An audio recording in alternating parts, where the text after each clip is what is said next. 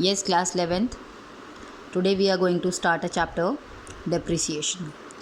Before starting the question part, those who have missed the class, it is particularly for them. What is the meaning of depreciation? मतलब क्या होता है? Depreciation का मतलब होता है रिडक्शन और फॉल इन वैल्यू. जो मशीनरी की फिक्स एसेट्स की वैल्यू में कमी आ जाती है, गिरावट आ जाती है, उसी को हम डेप्रिसिएशन कहते हैं. और ये सब आप लोगों को बिल्कुल अच्छे से बताया है कि डेप्रिसिएशन होता क्यों है. अब आपका एसी आया घर में, आज वो ज़्यादा कूलिंग कर रहा है, बिल्कुल नया नया एसी है. 2-4 साल, 5 साल, 10 साल चलता रहेगा सेम एसी. धीरे धीरे उसकी मशीनरी क्या हो जाएगी भाई, थोड़ा सा पुरानी हो जाएगी, कम इफ़ेक्टिव हो जाएगी. तो उसी की वैल्यू जो एसी आपने आज से 10 साल पहले 20,000 का लिया था, क्या वो 20 साल के बाद भी 10,000 का रहेगा? बिल्कुल नहीं. उसकी वैल्यू में जो गिरावट आएगी, उसी गिरावट को हम क्या कहते हैं? डेप्रिसिएशन. बहुत सारे कॉजेज़ होते हैं डेप्रिसिएशन के. ये हम बुक में, थ्योरी में मैंने आपको पढ़ाया है. ये वीडियो मैं पर्टिकुलरली क्वेश्चंस के लिए बना रही हूँ, इसीलिए मैं डायरेक्ट उस पर आती हूँ. फिर भी अगर आपको थ्योरी में कन्फ्यूजन है तो, डाउट्स हैं, तो आप मुझसे पूछ सकते हैं बाद में. फ़िलहाल हम डायरेक्ट पॉइंट पर आते हैं. Methods of charging depreciation. Companies, firms, business depreciation लगाता है. उसके डेप्रिसिएशन लगाने के कितने मेथड्स होते हैं? हमारे पास 2 मेथड्स हैं. पहला मेथड है हमारा fixed installment method. Fixed installment method को हम स्ट्रेट लाइन मेथड भी कह सकते हैं और ओरिजिनल कॉस्ट मेथड भी कह सकते हैं. तीनों का मतलब एक ही है. दूसरा तरीका है हमारे पास रिटन डाउन वैल्यू मेथड. इसको हम डिमिनिशिंग बैलेंस मेथड भी कह सकते हैं और रिड्यूसिंग इंस्टॉलमेंट मेथड भी हम कह सकते हैं. तो दोनों में से कोई भी एक मेथड आपको यूज़ करना होगा. क्वेश्चन में बता रखा होगा. डेप्रिसिएशन निकालने का एक फॉर्मूला भी होता है कि साल में आपने कितने की मशीनरी यूज़ कर ली, कितनी उसकी वैल्यू गिर चुकी है. आपने 1 जनवरी को एक बाइक ली है और वो गाड़ी या बाइक या मशीन जो भी है, वो पूरे साल आपने कितने की यूज़ कर ली है, उसको निकालने का, एक डेप्रिसिएशन निकालने का एक फॉर्मूला होता है. उस फॉर्मूले का क्या है? Cost minus scrap upon estimated life. Cost मतलब वो कितने की मशीनरी थी, कितने की वो मशीनरी थी, माइनस स्क्रैप मतलब आज से आपको लगता है भाई 10 साल हम उसको यूज़ करेंगे. एस्टिमेटेड लाइफ होती है हर चीज़ की. क्वेश्चन में दिया होगा कि आप इसको तकरीबन 10 साल यूज़ करेंगे. 10 साल यूज़ करने के बाद जब आप उसको एज अ स्क्रैप यानी कि कबाड़ में भी बेचते हैं तो आपको इतना पैसा मिल जाएगा. एग्ज़ाम्पल, मैंने एक मशीनरी ली है 1 लाख रुपए की. मुझे लगता है मैं इसको 10 साल यूज़ कर सकती हूँ और 10 साल के बाद भी अगर मैं इसको, ये बिल्कुल भी ख़राब हो जाएगी, काम करना बंद भी कर देगी, तो भी मैं इसको अगर कबाड़ी वाले को बेचूँगी, वो मुझे 10,000 रुपये दे देगा. That is called scrap. तो cost minus scrap upon estimated life. 1 lakh में से 10,000 गया, 90,000 upon 10, that is equal to 9,000. यानी कि हर साल मेरी ये मशीनरी जो मैंने 1 लाख की ली है, हर साल कितने की घिस रही है? 9,000 की. सपोजिंगली ये मशीनरी मैंने 1 जनवरी 2010 में 1 लाख की ली थी. पूरे साल मैंने इसको 9,000 का यूज़ कर लिया. तो अगले साल ये कितने की बची है? 1 जनवरी 2011 में ये कितने की बची है? 91,000 की. फिर मैंने इसको 9,000 यूज़ कर लिया. फिर ये कितने की बची है 12 में? 82,000. ऐसे करते करते करते करते मशीनरी 9,000 रुपये हर साल घिसती रहेगी और लास्ट में आके कितनी हो जाएगी? 0 हो जाएगी. ठीक है. तो this is the formula to charge depreciation. अब इसके क्वेश्चंस पार्ट पर हम आते हैं. क्वेश्चन में भी हमने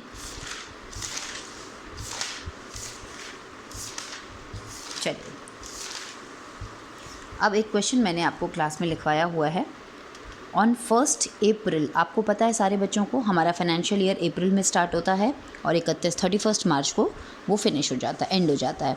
आपको क्वेश्चन में गिवन होगा कि आपका ईयर 1 जनवरी को स्टार्ट हो रहा है या 1 अप्रैल को.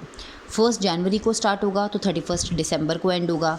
1 अप्रैल को अगर स्टार्ट हो रहा है तो 31 मार्च को ख़त्म होगा. In this question let's start A question. On 1 April 2015 a company purchased a machinery for 10,000. कब खरीदी मशीनरी? 1 अप्रैल 2015 को 10,000 की मशीनरी खरीदी है. क्वेश्चन में लिखा हुआ है, डेप्रिसिएशन का फॉर्मूला लगाने की ज़रूरत नहीं है क्योंकि यहाँ पर उन्होंने लिख दिया है 10% ऑन ओरिजिनल कॉस्ट. मशीनरी पे हर साल 10% ऑन ओरिजिनल कॉस्ट. मैंने अभी आपको 2 मेथड्स के नाम बताए थे. एक मैंने बताया था आपको फिक्स्ड इंस्टॉलमेंट या स्ट्रेट लाइन या ओरिजिनल कॉस्ट. पहला वाला हम यूज़ कर रहे हैं, इसमें हम क्या करते हैं, ओरिजिनल जो वैल्यू है मशीनरी की, यानी कि हमारी मशीनरी की ओरिजिनल वैल्यू कितनी है 10,000, हर साल हमें डेप्रिसिएशन जब लगाना है तो इसी वैल्यू पे लगाना है। तो क्वेश्चन आपको समझ आया। 1 अप्रैल को एक मशीनरी ख़रीदी गई है 10,000 रुपीज़ की। एक बिज़नेस है एक्स लिमिटेड, उसने एक मशीनरी ख़रीदी 10,000 की, सालाना उसको यूज़ किया जा रहा है और वो कितने की घिस रही है हर साल 10% पर एनम, और डेप्रिसिएशन का साथ में उसका मेथड का नाम ज़रूर दिया होगा, यहाँ दिया हुआ है ओरिजिनल कॉस्ट। आपको बोला जा रहा है 5 ईयर्स के लिए मशीनरी अकाउंट बना के दिखाइए। ठीक है, मशीनरी का लेजर का आपको फॉर्मेट आता है, date particulars amount, date particulars amount, ऊपर लिखेंगे मशीनरी। कब खरीदी है 1 अप्रैल, साल के पहले दिन हमने मशीनरी खरीदी 1 अप्रैल 2015 को। जब हम मशीनरी खरीदते हैं हम क्या जर्नल एंट्री बनाते हैं, machinery account debit to bank account, machinery आ रही है पैसा जा रहा है। तो जब जब हम मशीनरी खरीदेंगे, जब जब मशीनरी आएगी इस साइड, जब जब मशीनरी कम हो जाएगी इस साइड। हमारे पास 1 अप्रैल में मशीनरी आई, हमने यहाँ लिखा है टू बैंक, बैंक से पैसा गया, कितना गया 10,000। 1 अप्रैल 2015 को हमने एक मशीनरी खरीदी 10,000, वो हमने यहाँ लिख दिया। पूरा साल गुजर गया, ये पूरा साल गुजर गया और साल का आखिरी दिन आ गया 31 मार्च 2016। जो ईयर 1 अप्रैल को शुरू हो रहा है वो ख़त्म कब होगा 31 मार्च 2016 को। जैसे ही साल ख़त्म होगा हमें उस मशीनरी पे सबसे पहले क्या चार्ज करना है, डेप्रिसिएशन चार्ज करना है। और डेप्रिसिएशन क्वेश्चन में लिखा है कौन सी वैल्यू पे चार्ज करना है, ओरिजिनल कॉस्ट। मशीनरी की ओरिजिनल कॉस्ट कितनी है 10,000 और डेप्रिसिएशन का रेट कितना है 10%। तो हम क्या करेंगे 10,000 का 10% कितना हो गया 1,000, यानी कि हमने पूरे साल में 1,000 रुपये इस मशीनरी को यूज़ कर लिया। जो मशीनरी साल के शुरुआत में मेरे पास 10,000 की थी, वो मशीनरी मैंने पूरे साल में कितनी यूज़ कर ली 1,000 की। और अब जो मेरे पास बैलेंस बचा है वो मैं क्या लिखूँगी, बाय बैलेंस CD। CD मतलब जो पूरा ईयर का क्लोजिंग बैलेंस होता है। कितना बचा 10 की थी, 1 यूज़ कर ली, कितने का बचा 9,000 का। तो पहले साल में हमारे पास जो मशीनरी 1 अप्रैल को 10,000 की थी, वो साल ख़त्म होते वक्त कितने की हो गई 9,000 की। अगले दिन यानी कि 1 अप्रैल 2016 से नया साल शुरू हुआ और आपको पता है लेजर में आप कैरी फॉरवर्ड करते हो, ये बैलेंस CD यहाँ लाकर क्या बन गया बैलेंस BD। कितना 9,000 है, यहाँ पे लाकर हमारा कितना हो गया 9,000।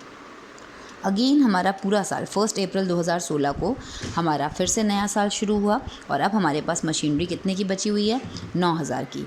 फिर से हमने पूरे साल मशीनरी यूज़ की और साल का आखिरी दिन आ गया 31 मार्च 2017।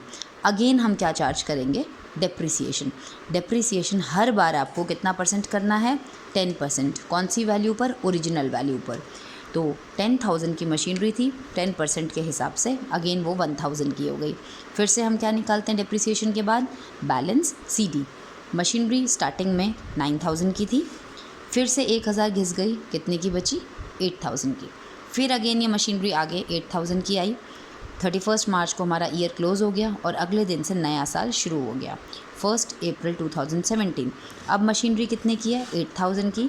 ये साल कब ख़त्म होगा 31 मार्च 2018 को।